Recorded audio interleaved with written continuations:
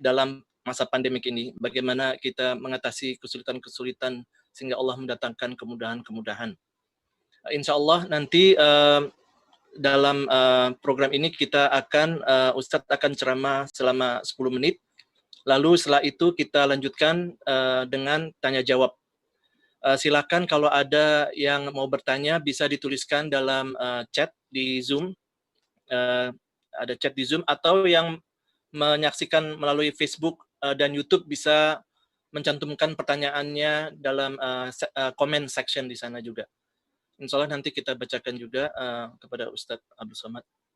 Gimana Ustadz kabarnya Ustadz? Mudah-mudahan sehat walafiat. Alhamdulillah sehat. Barakallahu fikum. Jazakumullah khairan. Alhamdulillah. Ya kita juga ini Ustadz khawatir situasi di Jakarta terutama COVID ini Ustadz. Ya. Mungkin supaya tidak terlalu lama kita persilahkan Ustadz untuk menyampaikan tausiahnya kepada kita semua. Tafadhol Ustadz. Bismillahirrahmanirrahim. Assalamualaikum warahmatullahi wabarakatuh. Alhamdulillah wassalatu wassalamu ala Rasulillah wa ala alihi wa sahbihi wa man tabi'ahu wa mawalah. Subhanaka la ilma lana illa ma 'allamtana innaka antal alimul hakim. Rabbi shrah li sadri wa yassir li amri wahlul 'uqdatam min lisani yafqahu qawli. Sahabat-sahabat, bapak-bapak, ibu-ibu, kaum muslimin muslimat dimanapun berada, tema kita inna ma'al usri yusra. Di dalam kata al-usri ada alif lamnya. Sedangkan pada kata yusra tidak ada alif lamnya. Menurut kaidah bahasa Arab, ada namanya definite dan indefinite. Tertentu dan tidak tertentu. Artinya pada kata fa inna ma'al usri yusra, inna ma'al usri yusra, al-usri itu satu kesulitan. Karena dia tertentu. Pada kata al-usri yang pertama dengan al-usri yang kedua itu satu. Tapi kemudian yusronya, kemudahannya dua. Karena dia tidak tertentu, tak ada alif lamnya. Jadi makna dua ayat ini, fa inna ma'al usri yusra, inna ma'al usri yusra, kesulitan itu cuma satu, tapi kemudahan itu dua. Apapun kesulitan yang engkau hadapi hari ini, kesulitan rezeki, kesulitan anak, kesulitan kerja, kesulitan uang, kesulitan politik, kesulitan ekonomi, kesulitan itu satu. Tapi yusra, kemudahannya, solusinya dua. Lalu kalau kesulitannya cuma satu dan solusinya dua, apa yang membuat risau? Jadi Al-Quran seringkali memberikan kita, belum lagi kita baca tafsirnya, baru pilihan katanya, baru antara alif lam dengan tidak ada alif lam saja sudah memberikan kesembuhan hati yang risau, yang galau, yang gundah gulana. Oleh sebab itu Allah berfirman dalam Quran, wa nunazzilu minal Quran. Kami turunkan Al-Quran ini ma huwa syifa. Dia menjadi penawar, dia menjadi obat, dia menjadi penghalau kerisauan orang-orang yang terlalu sempit hatinya, terlalu kusut pikirannya melihat dunia. Ini poin yang pertama dari judul kita, fa inna ma'al usri yusra. Inna ma'al usri yusra. Poin yang kedua, bahwa kalau kita mau menjelaskan sesuatu, kita mengulanginya dua kali. Dosenkah itu, khotibkah itu, orang tua kepada anak, dia mengulangi dua kali. Maka Allah ingin menekankan kepada siapapun yang mengalami kesulitan, bahwa kesulitan itu akan hilang. Fa inna ma'al usri yusra. Diulang Allah sekali lagi. Inna ma'al usri yusra. Maka Allah yang Maha Kuasa memberikan itu seperti satu tulisan di whiteboard yang hanya sekali ulang titik-titik. Dua kali ulang titik-titik menjadi garis panjang. Tiga kali ulang garis panjang mulai menyatu, belum begitu jelas. Tapi begitu diulang berkali-kali, maka dia menjadi garis yang jelas dalam pikiran kita. Maka sekali ulang, fa inna ma'al usri yusra. Masih ragu, masih bimbang.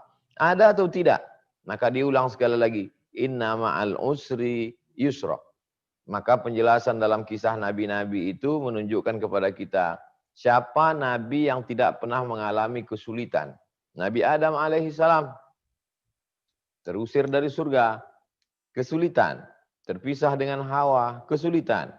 Akhirnya bertemu dan beranak pinak, bercucu cicit, sampailah cucu cicitnya hari ini menyebar ke seluruh permukaan bumi Allah Subhanahu wa taala. Nabi Nuh alaihissalam berhadapan dengan anak yang durhaka Kan'an, berhadapan dengan umat. Jadi sesungguhnya kalau Allah perintahkan kepada Nabi Muhammad SAW untuk bercerita tentang nabi-nabi, faqsusil qasasa, ceritakanlah nabi-nabi itu, la'allahum yatafakkarun, mudah-mudahan mereka berfikir. Jadi dalam kisah-kisah itu kita ada buku yang ditulis orang modern sekarang, Chicken Soup for the Soul. A cup chicken soup for the soul. Satu mangkok sup ayam untuk jiwa. Sebetulnya metode yang dipakainya itu adalah metode kisah-kisah dalam Quran. Betapa dalam Quran itu kita disuruh membaca kisah itu, lalu kemudian merenungkannya sendiri, pikiran kita lah yang mencernanya, dan kita sendiri yang menemukan solusinya. Oleh sebab itu dalam Islam kita disuruh membaca Al-Quran, bukan sekedar baca begitu saja. Afala yatadabbarunal Quran. Mengapa mereka tidak merenungkan makna yang dalam Al-Quran? Am ala qulubin akhfaluha. Atau hati itu memang sudah terkunci sehingga tidak lagi mendapatkan hidayah dari Al-Quran. Lalu kemudian Al-Quran mengajak kita untuk merubah mindset, cara pandang kita tentang kesulitan dan kemudahan, tentang rezeki dan kemiskinan, bahwa semuanya adalah ujian. فَأَمَّا الْإِنسَانُ إِذَا مَا ابْتَلَاهُ رَبُّهُ فَقُدِرَ عَلَيْهِ رِزْقُهُ فَيَقُولُ رَبِّ أَهَانَنِ. Ada sebagian manusia kalau ketika dilapangkan rezekinya dia berkata Rabbi akraman, Tuhan sedang memuliakan aku. Kalau rumahnya besar, anaknya baik-baik, duitnya banyak, pekerjaannya oke, dia katakan Tuhan sedang memuliakan aku. Tapi ketika dia kena PHK, lalu kemudian dia susah, dia sakit, dia katakan Tuhan sedang menghinakan aku. Kalla, bukan. Bukan begitu cara pandangnya. Kaya dan miskin, sehat dan sakit, lapang dan sempit, susah, sulit dan senang, semuanya adalah ujian. Jadi jangan kita kotakkan di kepala kita ini ada dua kotak. Kalau senang berarti nikmat, kalau susah berarti laknat. Kalau kaya berarti nikmat, kalau miskin berarti laknat. Kalau begitu cara pandang kita, berarti Nabi Muhammad susah. Abu Jahal, Abu Lahab senang. Fir'aun senang. Nabi Musa susah. Berarti kita mengatakan Fir'aun, Abu Lahab dapat nikmat. Nabi Musa, Nabi Muhammad, Nabi Nuh dapat laknat. Na'udzubillah. Betapa salah pikir itu membuat kita menjadi salah bicara, salah bertindak. Senang dan susah, lapang dan sempit, kaya dan miskin, sehat dan sakit, semuanya ujian. Hanya saja banyak orang ketika diuji dengan kesenangan, dia lupa. Ketika diuji dengan kesusahan, baru dia ingat. Makanya Nabi Sulaiman alaihissalam ketika melihat istananya yang megah, pasukan bala tentaranya terdiri dari jin dan manusia, apa kata dia? Hadza linabluwani. Ini semua adalah ujian untuk menguji imanku. Ashkuru am akfur. Apakah aku menjadi hamba Allah yang bersyukur atau aku justru menjadi hamba Allah yang kufur? Jadi kalau kita renungkan, banyak justru orang sejak COVID ini menjadi bertaubat.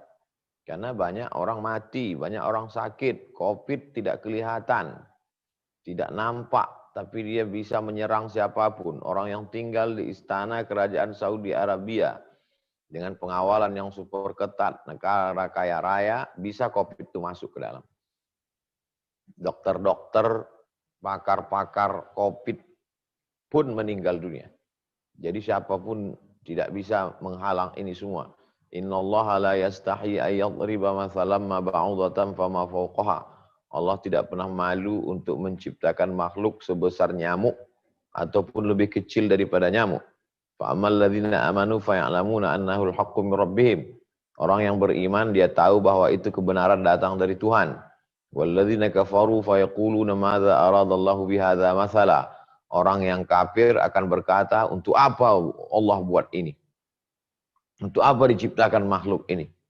Padahal makhluk itu diciptakan untuk meluluh lantakkan kesombongan manusia, untuk menyadarkan keangkuhan manusia yang merasa sudah sampai ke bulan, mau menelusuri planet Mars, dan lupa bahwa ada pencipta, lalu kemudian dia diuji, untuk makhluk yang sekecil ini saja pun kau tak sanggup, apalagi yang lebih besar daripada alam semesta.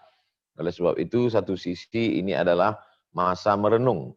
Maka siapa yang paling cerdas, orang yang bisa mengambil kesempatan untuk duduk sejenak berfikir, bertafakkur. Setelah bertafakkur, bertazakkur. Pertama dia berfikir. Tapi tidak hanya sekedar pikir, pikir ini akan buntu, lalu kemudian melahirkan manusia yang berzikir. Sehingga connect antara fikir dan zikir, maka dia menjadi ulil albab. Uli orang albab, orang-orang yang punya hati dan pikiran. Sifatnya alladzina yadhkurunallaha qiyaman. Ketika dia tegak, dia mengingat Allah wa qu'udan.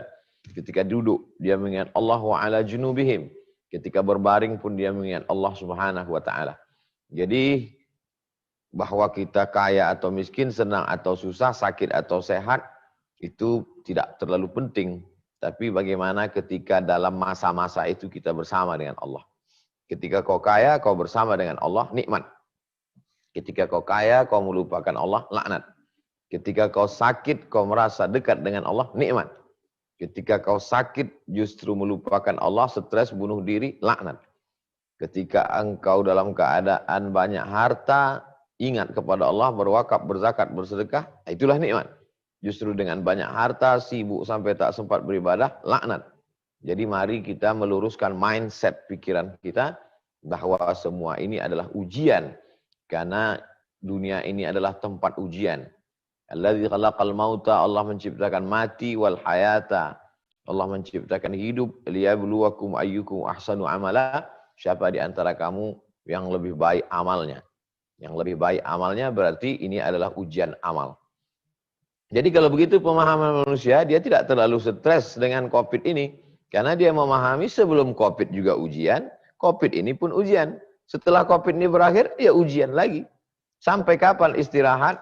Istirahat itu ketika di surga bersama Nabi Muhammad sallallahu alaihi wasallam. Itulah puncak istirahat orang beriman. Kematian bukan istirahat. Jadi kalau ada orang, marilah kita antar ke tempat peristirahatannya yang terakhir, siapa bilang? Iya, kalau dia beramal soleh, istirahat. Masih ada azab kubur. Masih ada soal mungkar nakir. Masih ada meniti-titian suratul mustaqim. Masih ada hisab. Masih ada timbangan amal.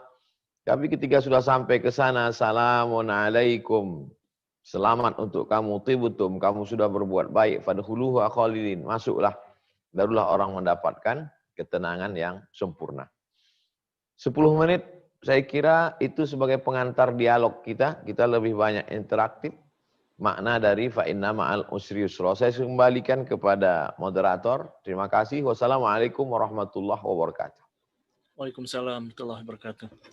Jazakallah khair Ustaz. Insyaallah. Barakallah. 10 menit tapi kayak seperti 1 jam Ustaz. Bagus sekali. Intinya ini Ustaz. Ini alhamdulillah sudah ada beberapa pertanyaan Ustaz yang masuk. Ini pertanyaan Ustaz, Assalamualaikum. Apakah ada kisah-kisah nyata dari para ulama salaf ataupun kisah-kisah kontemporer bagaimana mereka mengatasi kesulitan-kesulitan dalam hidup dan kemudahan-kemudahan yang Allah berikan kepada mereka? Seorang ulama salaf bernama Imam Abdurrahman Ibnu Mahdi didatangi oleh seseorang yang kena penyakit lututnya bernanah 7 tahun lamanya tidak sembuh-sembuh. Dia tanya, kamu sudah berobat? Sudah ke dokter. Sudah makan herbal? Sudah. Tidak kering-kering juga itu lutut bernanah. Maka Imam Abdurrahman Ibnu Mahdi memerintahkan orang itu supaya membuat sumur. Cobalah cari sumur. Coba cari kampung yang kesulitan air, buat sumur di sana. Tidak ada korelasi antara lutut yang bernanah dengan sumur. Apa hubungan sumur dengan lutut bernanah? Tapi yang namanya ulama tentu dia bicara itu dapat ilham dari Allah. Ittaqu firasatal mu'min fa innahu yanzuru binurillah. Takutlah kamu pada Takutlah kamu pada firasat orang beriman karena dia memandang dengan cahaya dari Allah Subhanahu wa taala. Akhirnya orang ini buat sumur. Dia cari kampung yang tidak ada sumurnya, dia buat sumur. Setelah itu nanah di lututnya itu mengering dan dia sembuh, dia sehat. Apa hubungan sumur dengan lutut itu? Disitulah ada Allah. Bahwa orang di kampung yang kesulitan air itu setelah minum lewat ke tenggorokan mereka, mereka mengatakan alhamdulillah ya Allah, orang yang buat sumur ini lapangkanlah rezekinya, panjangkan umurnya, sehatkan badannya, anak-anaknya. Fi kulli kabidin ratbin sadaqah. Di dalam setiap hati yang basah itu ada sedekah. Di dalam setiap hati yang basah itu ada kebaikan. Oleh sebab itu salah satu cara sebab menurunkan rahmat Allah supaya kita lepas dari satu masalah adalah ringankan beban orang lain. True story, kisah nyata, seorang jamaah kesulitan dililit hutang. Dia sendiri pun kesulitan. Lalu datang kepada salah seorang ulama, bagaimana saya supaya bisa lepas ini, Tuan Guru? Kata Tuan Guru, kau cari di suatu kampung itu orang yang tidak mampu ketemu sama punya warung, saking banyak utangnya. Loh, saya sendiri datang ke Tuan Guru kan ngadu karena banyak utang. Masa saya suruh cari orang yang banyak utang? Cari kampung yang kira-kira di kampung itu ada orang tidak sanggup pergi ke warung, saking banyak utangnya. Gimana caranya? Ya tanya ke tukang warung. Dia datang ke situ, dia tanya sama tukang warung. Pak penjaga warung, iya, bisa lihat catatan utang orang kampung ini? Ya, mana yang paling banyak ini? Orang ini sekarang belanja ke sini lagi nggak? Nggak belanja lagi ke sini. Saking kan malunya, tak punya muka lagi. Saya lunasi utang dia, tapi dia sendiri dililit utang. Dia utangnya besar, miliaran-miliaran. Yang di kampung ini sekitar ratusan ribu sekian. Maka dia bantu, tapi jangan kasih tahu ke dia bahwa saya yang melepaskan dia. Lalu kemudian setelah itu Pak Ustadz, perlahan-perlahan Allah bukakan pintu-pintu rezeki dan saya bisa lunasi. Ini dalilnya dari mana? Dari hadis Nabi. Wallahu fi aunil abdi maka al abdu fi auni akhi. Allah akan menolong seorang hamba selama hambanya itu mau menolong saudaranya. Sulitkah bagi Allah melepaskan kesulitan kita? Sulitkah bagi Allah menjauhkan kita dari penyakit? Sulitkah bagi Allah membuat orang yang tak punya anak jadi punya anak? Sulitkah bagi Allah? Tak ada yang sulit bagi Allah. Innama amruhu iza arada syai'an ayyakula lahu kun fayakun. Jadilah dia. Tak ada yang sulit bagi Allah. Tak ada kata sulit dalam nama Allah, dalam perbuatan Allah. Lalu kemudian bagaimana caranya supaya rahmat Allah itu turun ke kita? Salah satu menjolok buah yang masak ranum itu biar jatuh adalah dengan cara peduli kepada hamba-hamba Allah. Itulah yang dilakukan oleh para ulama salafus saleh dan sampai hari ini maka ada satu kitab judulnya Al-Furaj Ba'da Syiddah, kemudahan setelah kesulitan. Saya baca-baca kitab kemudahan setelah kesulitan ini, rata-rata semuanya kesulitan itu datang akibat dosa kita atau karena ujian dari Allah, dan kemudahan itu pula datang ketika kita membuka hati menolong hamba Allah. Ar-Rahimuna yarhamuhumur Rahman, irhamu man fil ardi yarhamkum man fis sama. Allah hanya akan menurunkan kasih sayangnya kepada orang yang dalam hatinya ada kasih sayang. Kalau kau berkasih sayang kepada makhluk yang di bumi, maka makhluk yang di langit akan sayang kepadamu. Kalau kau berkasih sayang kepada makhluk yang di bumi, manusia, makhluk yang di langit, malaikat-malaikat akan berkasih sayang kepadamu. Mereka minta kepada Allah, doa malaikat dikabulkan. Tolong hambamu ini ya Allah. Allah tahu, cuman Allah sengaja supaya mau ngasih tahu ke malaikat itu bahwa ada hamba-hambanya yang dulu ketika mau diciptakan malaikat komplain, mereka akan berkelahi, mereka akan menumpahkan darah, mereka akan berperang. Ternyata tidak. Mereka saling tolong-menolong. Ketika itulah turun rahmat, turun solusi, turun kelapangan hati, turun ketenangan jiwa. Sehingga orang tidak lagi terjebak pada stres, depresi, makan obat berkepanjangan, dan lain sebagainya. Itulah yang dilakukan salafus salih. Wallahu a'lam bishawab. Jazakallah khair Ustaz. Iya. Ini ada pertanyaan Ustaz mengenai situasi baru-baru ini Ustaz yang di Perancis. Bagaimana sebaiknya menyikapi situasi sulit yang dihadapi Muslim di Perancis akhir-akhir ini? terutama dalam hal kebijakan kebebasan berpendapat yang jelas-jelas itu menghina Nabi SAW yang kita cintai. Apakah dibenarkan adanya orang-orang Muslim yang melakukan kekerasan karena kecintaan mereka kepada Nabi SAW? Pada masa pemerintahan Sultan Abdul Hamid di Turki sebelum jatuhnya Turki Utsmani pada tahun 1924, ketika itu di Perancis mereka membuat sebuah opera drama. Di situ ditampilkanlah sosok yang lucu untuk mengolok, mengejek Nabi Muhammad SAW.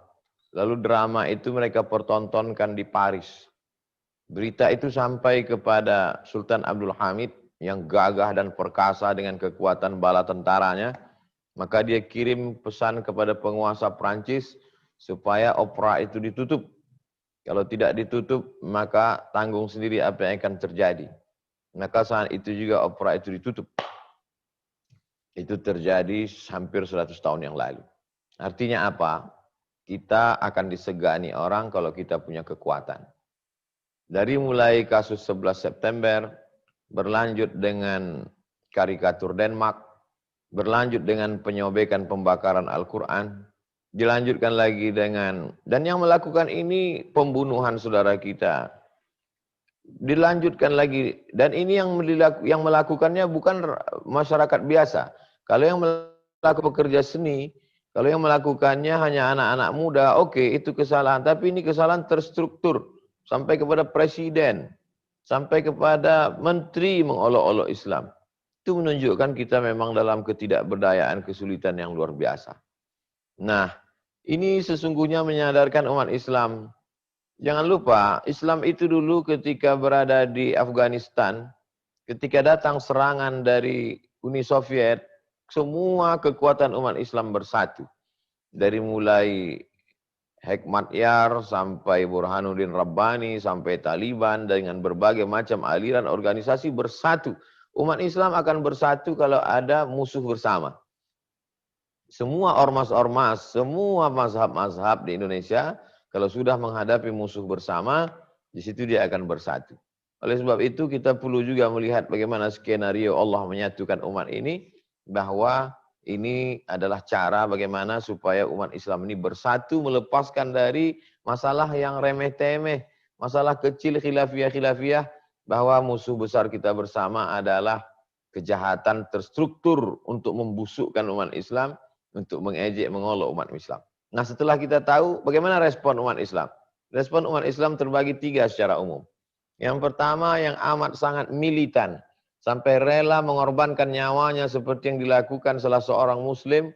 Menurut dia mati syahid dengan memenggal kepala guru yang kurang ajar, yang menunjukkan karikatur di depan murid-muridnya dengan kebanggaan, maka memancung kepalanya adalah jihad fisabilillah. Ini pendapat pertama umat Islam. Yang kedua, yang diam saja, lawan daripada respon. Memang begitu biasanya. Kalau ada amat sangat keras, ada yang amat sangat lunak. Ya sudahlah, diam sajalah, berdoa kepada Allah Subhanahu wa taala. Yang ketiga, menunjukkan respon, tapi respon yang positif. Salah satunya adalah dengan memboikot produk-produk. Ini yang dilakukan saudara-saudara kita di Kuwait, di Timur Tengah, di negeri kita, dengan memboikot produk-produk Prancis dan lain sebagainya, karena ini bagian dari embargo ekonomi. Tapi yang jauh lebih penting dari itu semua adalah seperti yang disampaikan Profesor Ismail Raji Al-Faruqi dari Temple University, Connecticut, yang terbunuh oleh agen Mossad Israel. Beliau seorang Palestina dan beliau membuahkan suatu pikiran yang brilian, cerdas. Kata beliau, kita tidak akan pernah menang melawan mereka dengan meledakkan kedutaan mereka, dengan membunuh mereka. Tidak dengan demikian, tapi dengan ilmu pengetahuan. Oleh sebab itu, cerita-cerita ini kita ceritakan ke anak-anak kita ceritakan ke jamaah untuk membakar semangat mereka untuk menuntut ilmu, lalu kemudian militansinya melaksanakan ibadah. Maka yang dokter, berusahalah menjelaskan Islam dengan ilmu kedokteran, jelaskan Al-Quran dengan ilmu sains, teknologi, sehingga dengan itu mereka akan dapat hidayah. Berdoa kepada Allah, Allahumma hadi qaumana fa innahum la ya'lamun. Sanurihim ayatina fil afaq.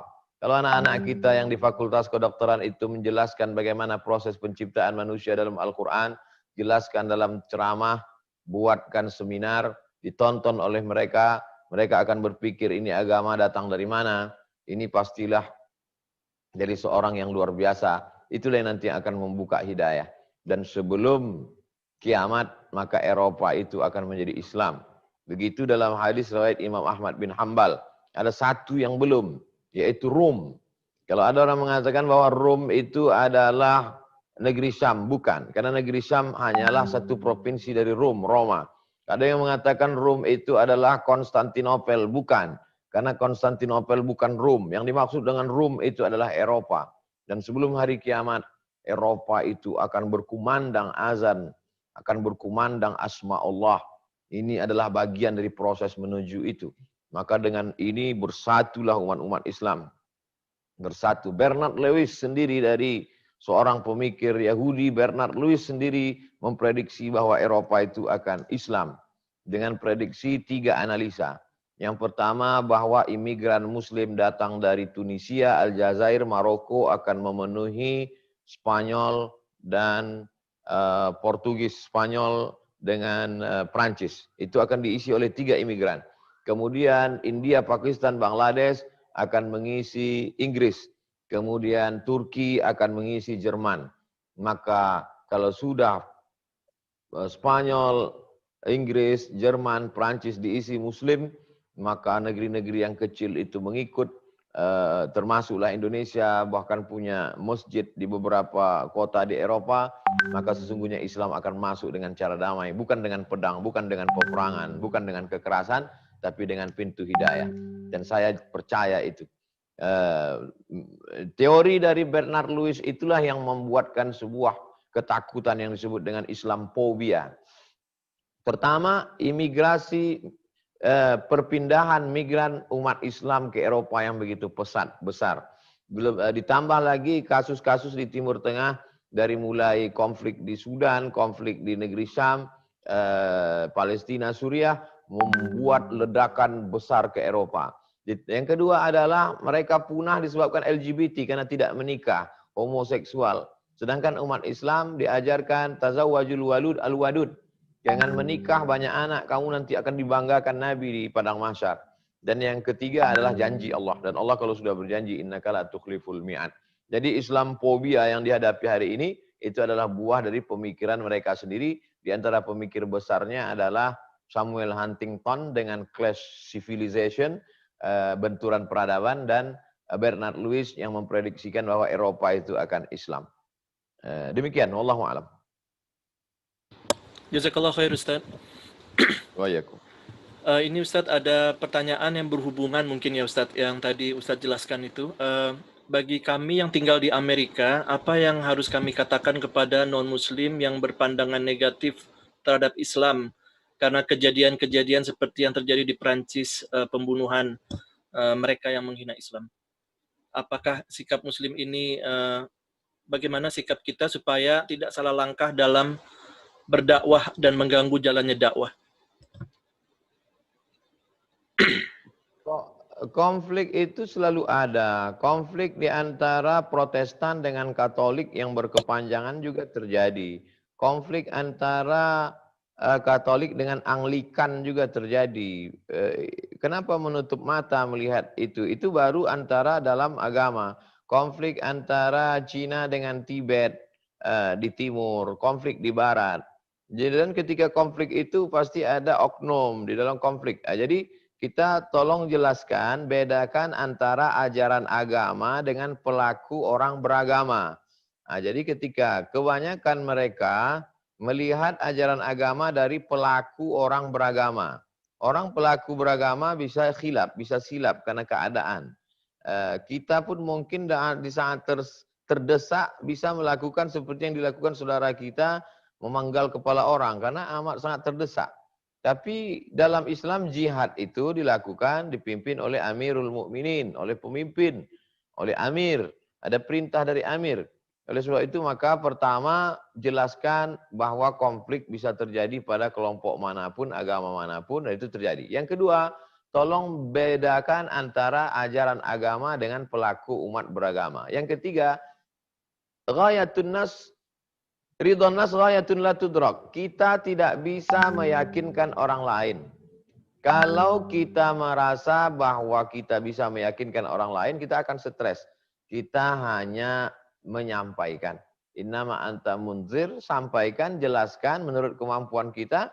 Lasta alaihim bimusaitir. Dan referensi-referensi yang ditulis oleh orang barat sendiri itu amat sangat menolong. Sebagaimana orientalis itu secara umum terbagi tiga. Yang pertama orientalis yang amat sangat memusuhi Islam. Yang kedua orientalis yang simpati pada Islam tapi tidak masuk Islam. Yang ketiga orientalis yang masuk Islam. Oleh sebab itu dua itu sebenarnya berpihak kepada Islam. Karena yang musuh itu cuma satu.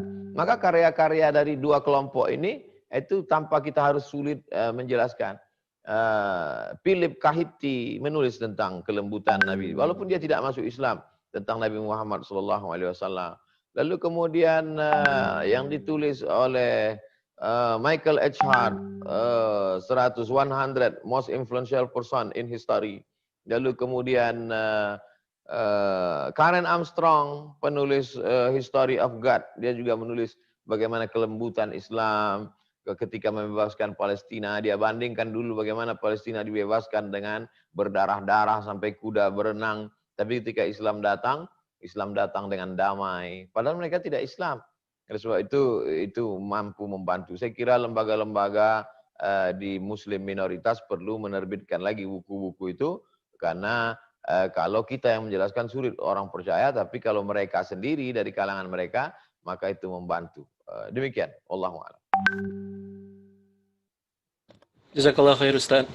Ini kita balik lagi nih Ustaz ke topik lagi Ustaz. Bagaimana menghindari hati ini dari suuzon kepada Allah karena khawatir akan doa kita tidak dikabulkan dengan adanya dosa-dosa yang mungkin tidak kita sadari, atau perasaan khauf, cemas dan roja, harapan. Bagaimana menimbanginya Ustaz?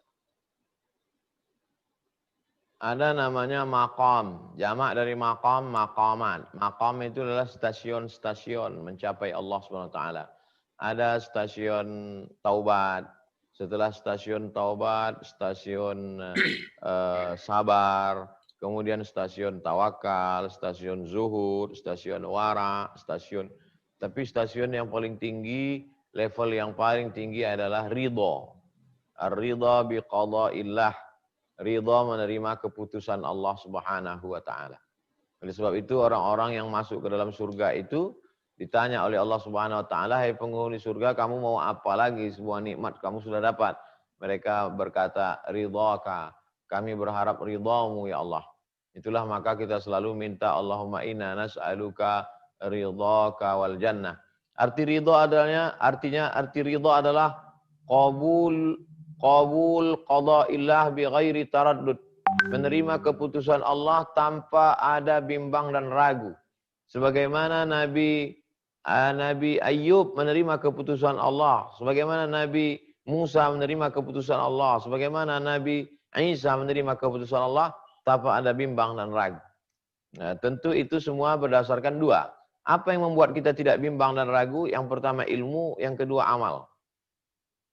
Kalau dalam hati kita ada berkata-kata, maka cepat-cepat kita beristighfar. Kenapa aku begini? Kenapa saya yang begini? Kenapa? Langsung hilangkan itu dengan istighfar. Astaghfirullahaladzim, astaghfirullahaladzim, astaghfirullahaladzim. Allahumma sholli ala sayyidina Muhammad. Baca Quran dan lain sebagainya. Perbanyak ilmu tauhid, akidah tentang Allah Subhanahu wa taala, bahwa Allah tidak akan mungkin membebani kita lebih dari kemampuan kita, bahwa Allah Maha tahu, Dia menciptakan kita, Dia menghidupkan kita, Dia mematikan kita. Pertama ilmu, yang kedua adalah amal. Kadang ilmu ini hanya sampai ke otak saja, tapi amal dia sampai ke hati, Allah sendiri yang akan menolong. Maka dengan memperbanyak amal-amalan sunat, salat duha, salat tahajud, salat witir, salat sunat wudu, salat sunat taubat, salat sunat hajat, istighfar, solawat, tasbih, tahmid, takbir, tahlil, maka kalau itu diperbanyak, Allah akan menurunkan ridho itu ke dalam hati kita. Maka sesungguhnya usaha yang dari kita itu hanya sekitar 10-20%, sedangkan pertolongan Allah lebih besar lagi. Begitulah Allah. Untuk mengingat dia pun, kita baru bisa karena pertolongan dia. Untuk ridha terhadap dia pun, itu bisa kita lakukan karena pertolongan dia. Puncaknya adalah bahwa kita tak punya apa-apa, la haula wa la quwata illa billah. Demikian, wallahu a'lam. Jazakallah khair Ustaz. Ini ada yang berhubungan pertanyaannya Ustadz, apakah ada zikir-zikir atau doa-doa khusus yang diajarkan Nabi SAW dan para ulama untuk keluar dari kesulitan hidup? Man lazimal istighfar wa ma kana Allahu liyu'adzibahum wa anta fihim wa ma kana Allahu mu'adzibahum wa hum yastaghfirun. Allah tidak akan mengazab mereka selama mereka beristighfar. Al-Quran. Wa ma kana Allahu mu'adzibahum. Allah tidak akan mengazab mereka wa hum yastaghfirun selama mereka mau beristighfar. Oleh sebab itu, yang paling ampuh apa? Istighfar. Astaghfirullahalazim. Man lazimal istighfar, siapa yang memperbanyak istighfar? 3 janji Allah. Ja'alallahu lahu min kulli dhiqin makhraja. Setiap kesempitan hidupnya diberikan Allah kelapangan. Wa min kulli hammin faraja. Setiap kesusahannya diberikan Allah kemudahan. Wa razaqahu min haitsu la yahtasib. Setiap rezeki diberikan Allah dari jalan yang tidak disangka-sangka. Kesulitannya dimudahkan, kesempitannya dilapangkan, masalahnya diberikan solusi, rezeki diberi dari jalan yang tidak disangka-sangka dengan memperbanyak istighfar kepada Allah Subhanahu wa ta'ala. Oleh sebab itu maka perbanyak istighfar. Itu si fulan banyak istighfar, kenapa hidupnya tetap sulit? Sulit, kita mengukur sulit itu dengan cara yang salah. Kita ukur sulit itu kalau sakit, kita ukur sulit itu kalau miskin, kita ukur sulit itu kalau padahal yang dimaksud dengan sulit itu ada orang miskin tapi hatinya lapang. Ada orang kaya tapi stres dan depresi. Ada rakyat jelata tapi dia masih sempat beribadah. Ada penguasa tapi sholatnya tinggal, puasanya tinggal. Lalu sebenarnya yang dalam kesulitan itu siapa? Maka sebenarnya mereka dalam kesenangan. Tapi cara pandang kita, lagi-lagi mindset itu yang perlu diluruskan. Jadi kalau kita beristighfar, maka saat senang kita pakai kesenangan itu untuk mengingat Allah. Kalau punya harta dipakai ke zakat, wakaf, sedekah. Kalau punya jabatan, kekuasaan dipakai menolong agama Allah. Itulah yang dimaksud dengan orang berada dalam kesenangan. Kalau dia sakit, dia tidak mencaci maki Allah. Kalau dia susah, dia tidak menjadi kufur kepada Allah. Dengan banyak istighfar dan bersolawat kepada Nabi Muhammad SAW. 100 kali, 200 kali, 1000 kali. Lebih banyak, lebih baik. Tidak putus hubungan kontak kita dengan Allah Subhanahu wa ta'ala. Demikian. Wallahu a'lam. Jazakallah khair Ustaz. Wa iyyakum. Ini ada hubungannya dengan pertanyaan hubungan dengan anak muda Ustaz. Bagaimana cara tetap istiqomah terutama di kalangan pertemanan anak-anak muda zaman sekarang ini? Ada sebagian orang mengatakan jangan pilih-pilih kawan. Ini ungkapan yang menyesatkan. Karena dalam Islam diajarkan mesti memilih kawan. Karena kalau salah memilih kawan, maka kawan ini luar biasa. Seringkali diungkapkan orang yang berkawan dengan penjual parfum akan dapat harum semerbaknya. Orang yang berkawan dengan pengrajin besi akan dapat bau karatnya. Itu sesungguhnya perumpamaan bahwa mesti pilih-pilih kawan. Oleh sebab itu kalau grup WhatsApp itu grup yang mendekatkan kepada Allah, ikutilah grup itu. Tapi kalau grup itu hanya untuk ketawa-ketawa, tidak tentu arah, keluar dari grup itu. Bahwa mereka mengatakan kamu enggak gaul, kamu sekarang sudah angkuh, baru ngaji 2-3 kali hijrah sudah begitu. Maka sesungguhnya saat menghadap Allah, mereka juga tidak akan ikut dengan kita kok. Saat menjawab mungkar nakir di mereka, di mana mereka semua berada? Saat kita dihadapkan pada pertanyaan di hadapan Allah, siapapun sahabat akan melarikan diri. Yauma yafirrul mar'u min akhihi, orang lari dari saudara kandungnya. Wa ummihi, lari dari ibunya. Wa abihi, lari dari bapaknya. Wa sahibatihi, lari dari istrinya. Lari dari suaminya. Wa banihi, lari dari anak-anaknya. Mereka tidak akan bisa menolong kita. Memangnya habis waktu kita untuk mereka, mampu mereka menolong kita dalam kesulitan. Setawan kawan tertawa yang banyak. Kawan kesulitan itu sedikit. Berapa teman kita di Facebook? Berapa teman kita di Instagram? Kalau kita dalam kesulitan ekonomi, mau mereka bantu kita? Belum tentu. Oleh sebab itu ada sahabat-sahabat setia, sahabat yang mengingatkan kita lupa, sahabat yang mengajak kita sholat ke masjid, sahabat yang melapangkan hati kita dengan mengingat Allah, maka peganglah itu. Ini poin yang pertama, mesti pilih-pilih sahabat dan kawan. Yang kedua, kalau kita ada dapat nikmat, kita merasa itu biasa-biasa saja. Tapi ketika kita lihat nikmat itu tidak ada pada orang lain, orang yang melihat nikmat kita itu, dia melihat nikmat kita itu luar biasa. Maka kita kunjungi mereka yang ada di panti jompo, anak yatim, fakir miskin. Nah ini semua adalah untuk mengambil pelajaran, mengamalkan hadis Nabi, unzur ila man huwa asfala minka. Lihatlah orang yang berada di bawahmu. Dengan melihat orang berada di bawah itu datang syukur kita. Karena kalau tidak, seorang yang naik mobil mewah harga 2 miliar, tidak pernah bersyukur kepada Allah. Kenapa? Karena dia selalu mendongak ke atas melihat temannya yang punya jet pesawat pribadi. Tapi begitu ada yang meninggal dunia, barulah dia memandang ke bawah, ternyata teman ini sudah sakit berbulan-bulan, hilang pekerjaannya, lari anak istrinya, sendiri di dalam rumah, mati dalam keadaan kesulitan, barulah dia bersyukur atas nikmat. Cara pandang, lagi-lagi cara pandang. Salah cara memandang, kita akan salah berpikir, dan kita akan memaki-maki. Kalau memaki manusia mesti lumayan, maki-maki Allah, memaki-maki takdir dan lain sebagainya. Dan yang ketiga adalah mesti sering melihat kematian. Uzkuru hadimal ladzat. Ingatlah dia yang menghancurkan segala kelezatan. Kalau dia sudah datang, hilanglah kelezatan makan, kelezatan pakaian, kelezatan seksual, kelezatan politik, kelezatan popularitas. Dialah yang sudah menghancurkan segala kenikmatan kelezatan. Siapa dia? Mati. Wa kafa bil mauti wa idza. Cukuplah kematian itu sebagai nasihat. Oleh sebab itu maka 3 poin ini kita laksanakan, itu insya Allah kita bisa istiqamah, dibantu oleh sahabat-sahabat, grup-grup yang ada di Instagram, grup-grup WhatsApp, komunitas-komunitas. Jangan memisahkan diri dari jamaah, karena serigala hanya akan menerkam kambing-kambing yang memisahkan diri dari jamaah. Demikian. Wallahu a'lam bishawab. Jazakallah khair Ustaz. Iya, ini makin tambah banyak nih Ustaz, pertanyaan-pertanyaan yang masuk. Masya Allah, semangat jamaah. Ini Ustaz, dalam rangka Maulid Nabi Ustaz, banyak juga yang bertanya mengenai bagaimana meningkatkan rasa cinta dan rindu kepada baginda Rasulullah SAW. Yang pertama, tidak kenal maka tak sayang. Kenapa jamaah rindu? Setiap saya pergi ke satu daerah, anak-anak kecil datang menangis, orang-orang tua kami rindu dengan Ustadz, karena mereka kenal dengan saya.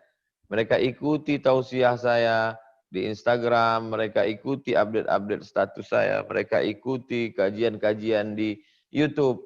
Maka semakin mengenal dari mana ini Ustadz, umurnya berapa, sekolahnya di mana, dia orang mana, pendidikannya bagaimana, perjalanan hidupnya bagaimana.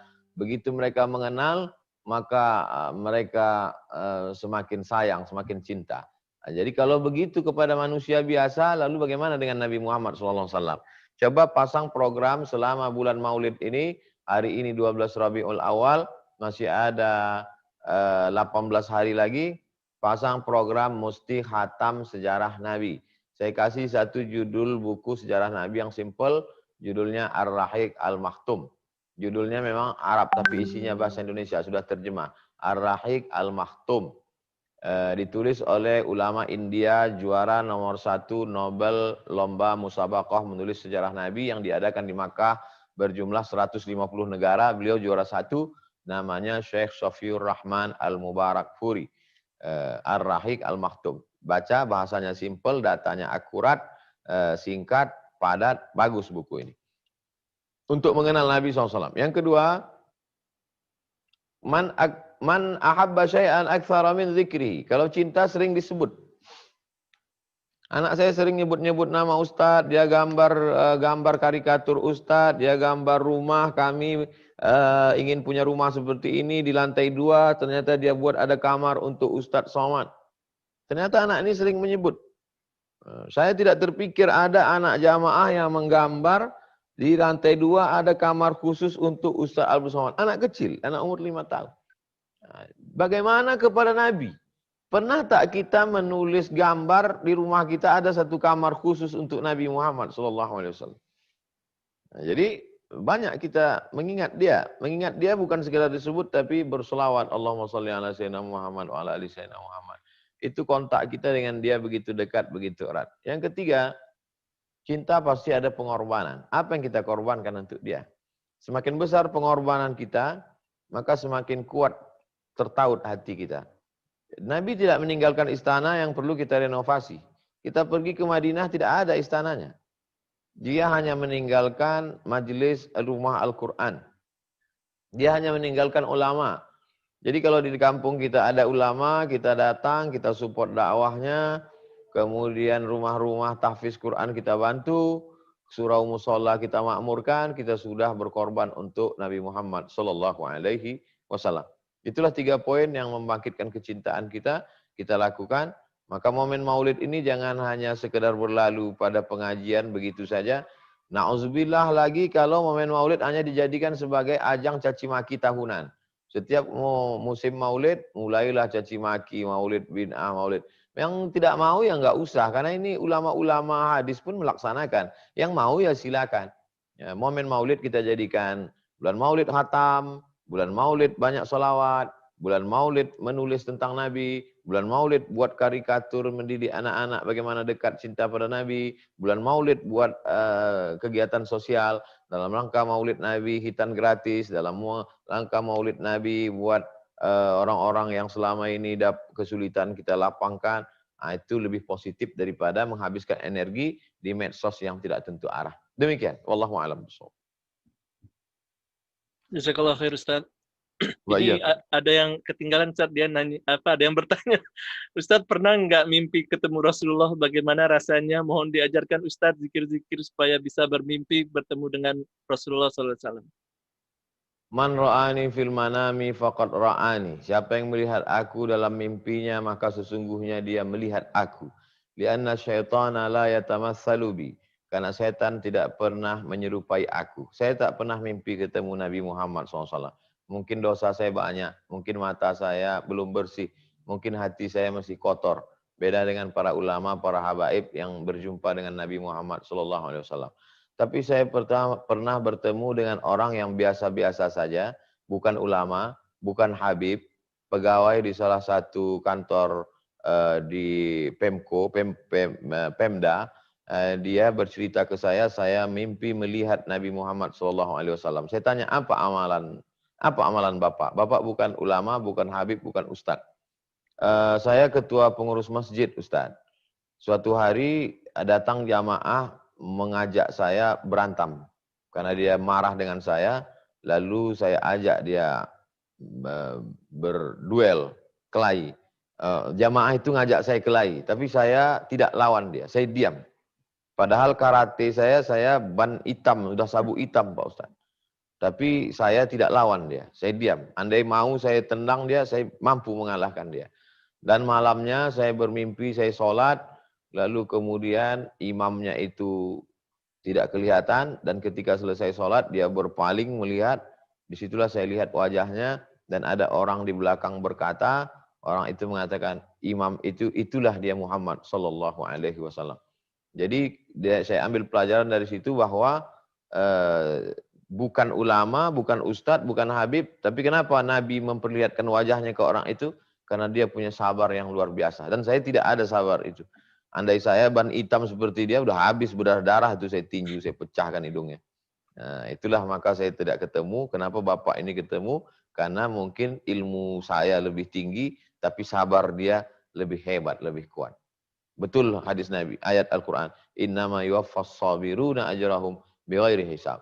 Orang yang sabarnya kuat, diberikan Allah balasan unlimited. Tidak bisa terhitung.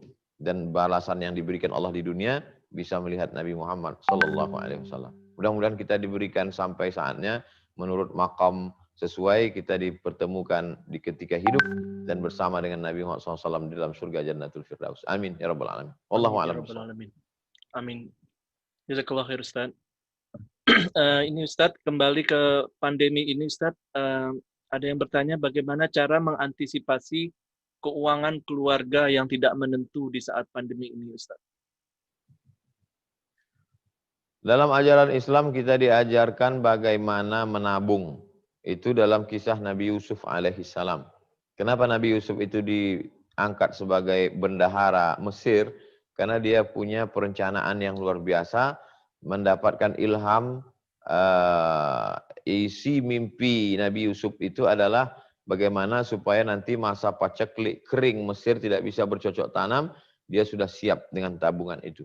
Dan kita di Indonesia ini hampir rata-rata setiap suku itu, kalau kami di Pulau Sumatera ada suku Minangkabau, itu di depan rumah itu ada rangkyang, seperti rumah kecil tempat menyimpan padi. Jadi saya kira suku-suku lain juga di Jawa, Kalimantan, Sulawesi, Papua hampir sama.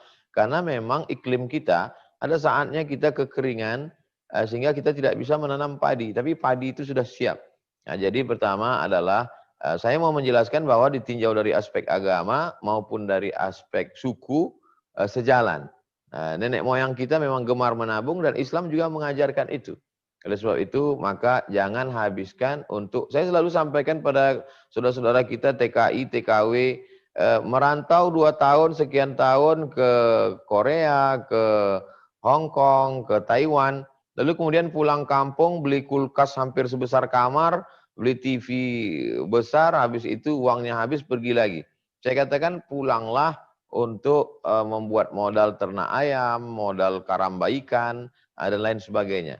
Jadi bagaimana cermat, jangan diperturutkan hawa nafsu hanya untuk style. Sekarang ini kan banyak korban brand, korban yang mengiklankan itu siapa? Artis. Padahal artis itu pun nggak beli, dia dapat hadiah dari perusahaan. Yang jadi korban itu ya masyarakat. Jadi yang pertama adalah budaya menabung. Yang kedua, kita dalam Islam ini diajarkan amat sangat efisien tentang makanan. Makanan itu saya pribadi makan tuh ya secukupnya aja. Kalau nasi paling 1 kali sendok, kemudian ikan secukupnya. Malah kalau disuguhkan banyak-banyak tuh bingung. Saya kalau lauk pauk itu 1 aja. Jadi kalau di situ ada ayam goreng, ada ikan panggang, ada sup, ya 1 aja.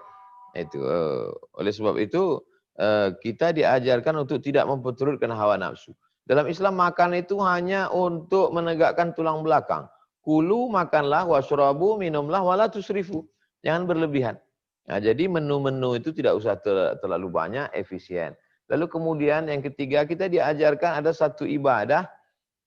Ibadahnya tidak mengeluarkan uang, justru ibadahnya irit uang, yaitu puasa sunat. Puasa Senin Kamis, puasa itu amat sangat sehat. Saya ketemu dengan orang dokter yang kena penyakit gula selama 17 tahun. Sudah putus asa, maka dia makan semuanya. Saking putus asanya dimakan semua karena dia anggap nanti toh mati juga. Tapi akhirnya Allah bukakan hidayah puasa. Akhirnya Pak Ustadz, kata Pak Dokter, saya puasa 17, kena penyakit 17 tahun, setelah puasa sekarang bisa normal dan hilang sama sekali. Oleh sebab itu puasa sunat ini, almarhumah ibu saya kena penyakit gula sampai 500-600, lalu kemudian puasa sunat Senin Kamis tak putus. Jadi beliau meninggal bukan karena penyakit gula, meninggal karena tanpa sakit, karena ajalnya sudah tiba. Hari Senin dalam keadaan sedang puasa sunat, karena beliau habis makan sahur, mau sholat subuh. Jadi puasa sunat ini luar biasa. Ya, satu sisi dia untuk menjaga, satu sisi mengamalkan sunnah, satu sisi juga untuk hemat. Oleh sebab itu maka Islam ini agama yang amat sangat mengajarkan kita efisien dalam penggunaan uang, amat sangat cermat dalam pemakaian uang. Wallahu a'lam. Jazakallah khair Ustaz. Iya. Baik, ini Ustaz ada hubungannya mungkin Ustaz dengan masalah keuangan tadi. Ada yang bertanya mengenai hukumnya asuransi. Jika asuransi itu menjaga keuangan kita dari kebangkrutan, bagaimana Ustaz? Pendapat yang pertama, asuransi itu hukumnya haram. Karena di dalamnya ada gharar, gambling, judi. Jadi saya bayar 1 tahun 10 juta. Bapak bayar 10 juta, ibu 10 juta, mas 10 juta, AA 10 juta. Tapi yang dapat cuma saya. Karena saya kebetulan yang kena musibah, na'udzubillah. Akhirnya saya yang dapat. Ini kan gambling, judi. Padahal semestinya semua dapat. Karena gambling, karena judi, karena ketidakjelasan itu, maka ulama memfatwakan, fatwa pertama bahwa asuransi haram. Fatwa yang kedua, asuransi itu kata dia boleh, mubah hukumnya, halal. Kenapa? Karena di dalam asuransi itu ada ta'awun, tolong menolong. Aslinya karena uang saya 10 juta, saya dalam keadaan kesulitan, ya 10 juta itulah. Tapi dengan adanya asuransi, saya bisa dapat 100 juta. Kenapa? Karena ada Mas, ada AA, ada Teteh, ada Abang, ada Uda, ada Uni. Uang dari sahabat-sahabat ini mengalir ke saya. Maka di dalamnya ada unsur ta'awun, tolong menolong. Dua fatwa dalam fatwa Syekh Ali Jum'ah, Mufti Mesir dalam fatwa Mu'asirah, fatwa kontemporer. Yang pertama mengatakan haram, alasannya karena ada unsur gambling, judi, ketidakjelasan. Yang kedua mengatakan halal, alasannya karena ada ta'awun, tolong menolong. Silakan pilih antara dua fatwa ini. Saya pribadi tidak pakai asuransi. Asuransi motor, asuransi jiwa, asuransi kendaraan, tidak ada. Jadi kalau saya nabrak orang atau ditabrak orang, ya saya bayar sendiri. Ya, tapi dalam menyampaikan ke jamaah, saya sampaikan dua-duanya, jamaah silakan memilih. Kenapa bisa terjadi dua fatwa? Karena asuransi tak ada zaman Nabi SAW. Setelah sekarang baru ada, maka ulama berijtihad, maka masing-masing dengan ijtihadnya, yang ini melihat ada maslahat, ada kepentingan, ada positifnya, yang ini melihat ada unsur tipunya, maka masing-masing berpendapat. Demikian, Allahu a'lam bishawab. Jazakallah khair Ustaz. Mohon Bayyakum. mohon maaf ini kepada semua peserta karena waktu juga sudah hampir waktunya. Saya mohon maaf bila ada pertanyaan yang belum sempat ditanyakan. Mungkin satu pertanyaan lagi Ustadz. Ini ada seorang sister, Ukti yang bertanya, Ustadz, selama pandemi ini betapa kesulitan demi kesulitan, suami saya meninggal, sekarang saya kehilangan pekerjaan. Bagaimana agar saya selalu tabah dan berharap kemudahan akan segera datang? Doakan doakan juga Ustadz, semoga kami kuat dan tabah. Bismillahirrahmanirrahim. Alhamdulillahirabbil alamin, arrahmanirrahim, maliki yaumiddin, iyyaka na'budu wa iyyaka nasta'in. Ihdinas shiratal mustaqim, shiratal ladzina an'amta 'alaihim ghairil maghdubi 'alaihim waladdallin. Amin. Allahumma shalli ala sayyidina Muhammad wa ala ali sayyidina Muhammad. Aku bermohon kepada Engkau ya Allah dengan kemuliaan surat Al-Fatihah, dengan kemuliaan selawat kepada Nabi Muhammad SAW, lepaskanlah kesulitan saudari kami, berikanlah rezeki perbendaharaan, rezeki yang Kau punya, bagikan kepada saudari kami, lapangkan hatinya, mudahkan urusannya, berikan istiqamah dalam iman dan Islam. Tak ada yang sulit bagi Engkau. Ya man qadha amran innama yaqulu lahu kun fayakun. Ya fa'alul lima yurid. Ya dzal jalali wal ikram. Wahai Engkau yang maha pemilik keagungan. Wahai Engkau yang maha kuasa atas segala sesuatu. Yuhyi wa yumit. Engkau menghidupkan, Engkau mematikan. Wa huwa ala kulli syai'in qadir. Engkau pemilik segala sesuatu. Engkau penguasa segala sesuatu. Ya mudabbirul kaun. Engkau yang mengatur alam ini ya Allah. Tak ada tempat lain mengadu kecuali Allah Subhanahu wa taala. Tapi tentu Ibu di sana ada komunitas. Maka ketika kita bercerita kepada kawan kita, sesungguhnya kita tidak sedang mengemis. Kita tidak sedang mengemis, tapi kita sedang mengajak dia untuk beramal soleh. Jadi jangan pernah merasa bercerita, kalaulah tidak boleh bercerita kepada saudara kita, maka tidak ada syariat dalam Islam yang namanya zakat, wakaf, infak, sedekah. Orang tidak tahu kesulitan kita kalau kita tidak ceritakan. Tapi tentu kita cerita pada orang yang amanah. Kalau Ibu tentu di sana ada komunitas pengajian, cerita ke Ustadz. Banyak jamaah yang datang ke saya, Ustadz, saya dalam kesulitan. Saya tidak akan umumkan depan orang banyak. Lalu saya sampaikan ke jamaah. Nah, oleh sebab itu sampaikan ke koordinator-koordinator dakwah supaya bisa saling tolong-menolong. Tak ada gunanya ceramah kita hari ini kalau kita tidak menolong saudara kita yang dalam kesulitan. Oleh sebab itu, wallahu fi aunil 'abdi maka al-'abdu fi auni akhihi. Allah akan menolong seorang hamba selama hamba itu menolong saudaranya. Lau kana ibnu Adam haraba min rizqihi kama yahrubu min ajalihi. Seandainya manusia itu lari dari rezekinya sebagaimana dia lari dari kematian. Ada orang lari dari rezekinya sebagaimana dia lari dari kematian. Adarakahu rizquhu kama yudrikuhul maut. Maka rezekinya itu akan mengejarnya sebagaimana kematian mengejar dia. Kalau memang itu rezeki ibu, maka rezeki itu lebih tahu di mana alamat ibu daripada ibu tahu di mana rezeki itu. Wa ma min dabbatin fil ardi illa 'ala Allah rizquha. Tidak ada satupun makhluk yang berjalan di atas muka bumi ini selain Allah yang menjamin rezekinya. Lan tamuta nafsun, orang tidak akan mati qabla an tastakmila rizqaha wa ajalaha. Tidak akan mati orang sebelum lengkap penuh rezekinya dan ajalnya. Kalau ada orang berkeyakinan orang mati karena penyakit, orang mati karena itu, orang mati karena ini, rusak akidahnya. Orang mati karena sudah dimatikan menurut ilmu Allah. Ke sesuatu yang keluar dari ilmu Allah berarti tidak benar. Oleh sebab itu, itulah akidah, itulah keyakinan, itulah kekuatan, itulah makna tauhid. Makanya tak ada makna ibadah kalau akidah tidak betul. Tidak ada makna ibadah kalau tauhidnya tidak benar. Saya faham. Mungkin Ustadz ngomong begitu kan karena bukan Ustadz yang mengalami. Betul. Tapi siapa yang tidak pernah mengalami kesulitan dalam hidup?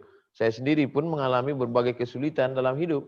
Kesulitan dakwah, kesulitan pribadi, kesulitan keluarga, kesulitan umat. Nah, tapi kita dua mengadu kepada Allah, mengadu kepada sahabat jamaah yang amanah. Saya kira demikian. Wallahu a'lam bishawab. Jazakallah khair Ustaz.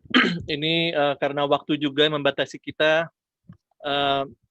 Insya Allah nanti Ustadz gimana Ustadz bisa datang Ustadz ke muktamar kita Ustadz Desember ini Ustadz, kami berharap sekali nih Ustadz. Amin. Amin. Nanti insya Allah kalau Ustadz ada available waktunya Ustadz, kita bisa schedule waktunya insya Allah. Amin ya Rabb. Amin insya Allah. Mungkin itu aja pada kesempatan kali ini. Pertanyaan-pertanyaan lain insya Allah nanti bisa kita tanyakan Ustadz dalam kesempatan berikutnya insya Allah Ustadz. Untuk penutup mungkin Ustadz bisa mohon doanya Ustadz kepada buat kita semua insya Allah. Astaghfirullahaladzim, astaghfirullahaladzim, astaghfirullahaladzim, alladzi la ilaha illa huwal hayyul qayyum wa atubu ilaih. A'udzubillahi minasyaitonir rajim. Bismillahirrahmanirrahim. Alhamdulillahi rabbil alamin, arrahmanir rahim, maliki yaumiddin.